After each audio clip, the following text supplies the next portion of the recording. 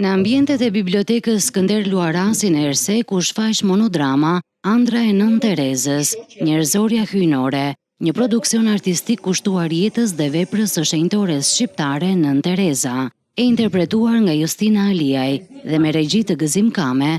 Monodrama solli për publikun kolonjar dimensionin njerëzor dhe shpirtëror të figurës së Nën Terezës përmes një interpretimi emocional dhe të ndjerë.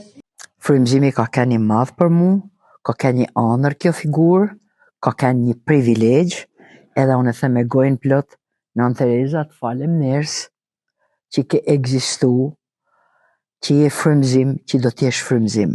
Ashtë roli ma i plot, ma i rëndësishëm, ma i vështiri për mu, që unë e varë në gjerdanin e karrierës teme. Ajo është për mu e pashtershme dhe duhet sensibilizu brezëri sidomos që ka shumë pak njohuri për të. Shfaqja u mirëprit nga publiku i pranishëm, i cili e vlerësoi interpretimin me duar trokitje. Përmes këtij rrëfimi skenik, organizatorët synojnë të përcjellin tek brezat e rinj frymën e humanizmit, dashurisë dhe përkushtimit ndaj njeriut, vlera që identifikojnë figurën e Nën Terezës. Musliman, hinduist, konfucianist,